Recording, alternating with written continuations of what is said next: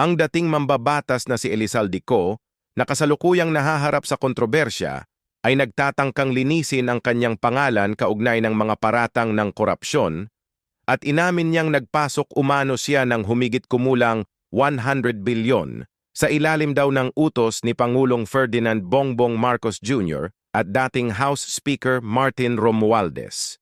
Sa isang video na ipinadala sa mga mamamahayag nitong Biyernes, Nobyembre 14, inakusahan ni Co ang administrasyon na ginagamit ang lahat ng resources para gawin siyang panakipbutas sa kampanya kontra korupsyon at sinabing kapag nagsalita siya ay baka ipapatay siya. Ayon sa kanya, ginagamit ng administrasyon ang buong resources ng bansa para tumahimik ako, na ipapapatay niya ako kapag nagsalita ako at gagamitin ako bilang panakipbutas sa kanilang kampanya laban sa korupsyon. Si Co ay nasa labas ng bansa mula pa noong Hulyo 19 para sa kanyang medical check-up. Ayon sa kanya, balak na sana niyang bumalik matapos ang State of the Nation Address, SONA, ni Marcos noong Hulyo 28.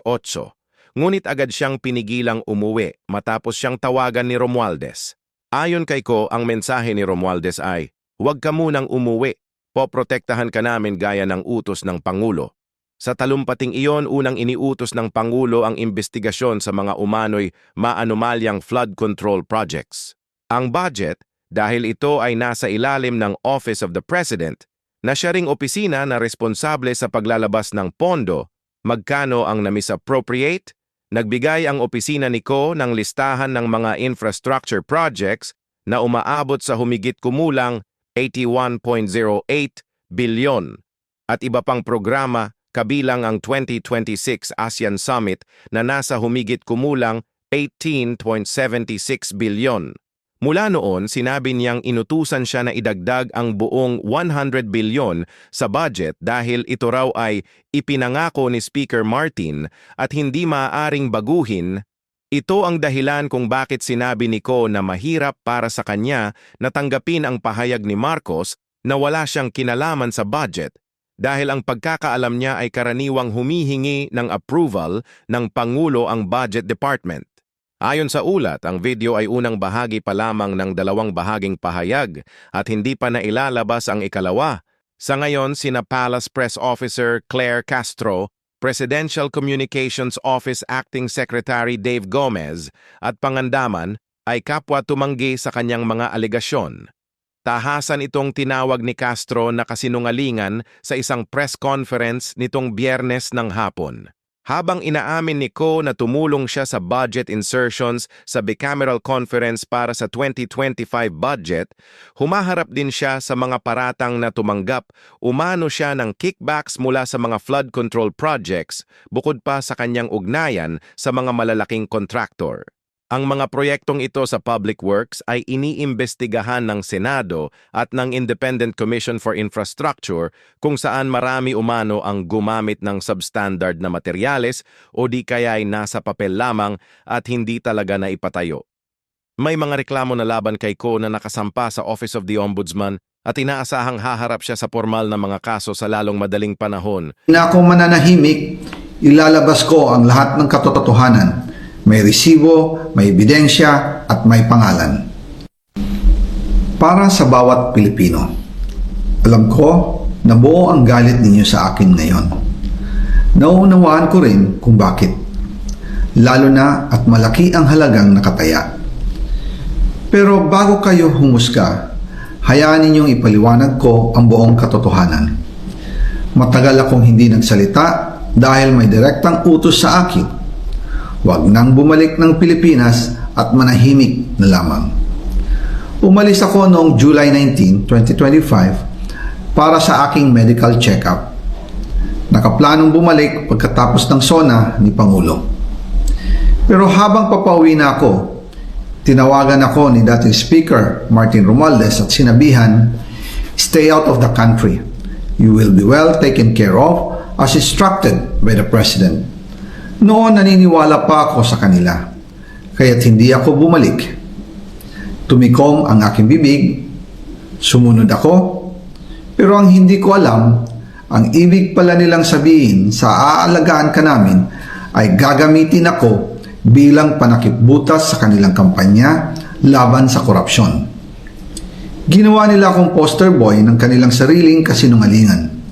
Ngayon, hindi na ako mananahimik, ilalabas ko ang lahat ng katotohanan. May resibo, may ebidensya, at may pangalan. Nagsimula ito nung tumawag si Sekmina Pangandaman sa akin nung nag-umpisa ang BICAM process last year, 2024. Ang sabi niya, katatapos lang ng meeting nila ni Pangulo at may instructions na mag-insert o magpasok ng 100 billion worth of projects sa BICAM.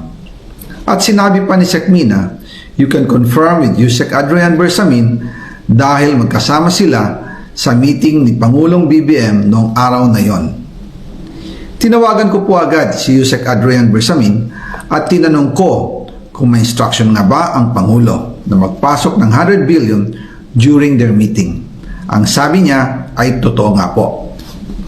Right after our conversation, tinawagan ko po si dating Speaker Martin Romualdez at nireport ko ang instructions ng Presidente to insert the 100 billion projects.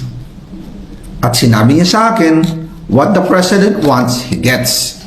After ng ilang araw, nag-set po ng meeting si Sekmina Pangandaman at Yusek Adrian Bersamin sa amin ni dating Speaker Martin Romualdez sa Aguado Building in front of Gate 4 ng Malacanang at nandun din po si Yusek Jojo Cadiz.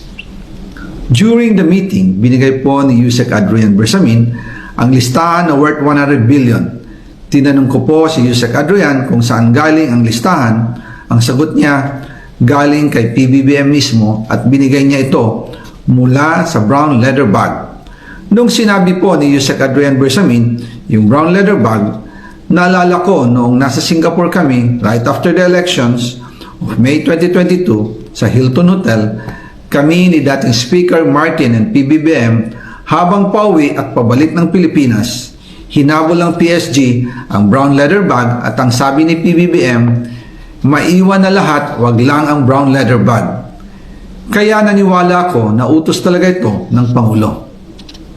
Pagkatapos ng ilang araw, I informed sina dating Speaker Martin Romualdez, Sekmina Pangandaman, Yusek Adrian Bersamin, and Yusek Jojo Cadiz na kung pwede 50 billion lang ang ipasok sa program funds dahil sa sobra ang DPWH funds versus sa DepEd. In practice, hindi pwede na mas malaki ang budget ng DPWH kaysa edukasyon.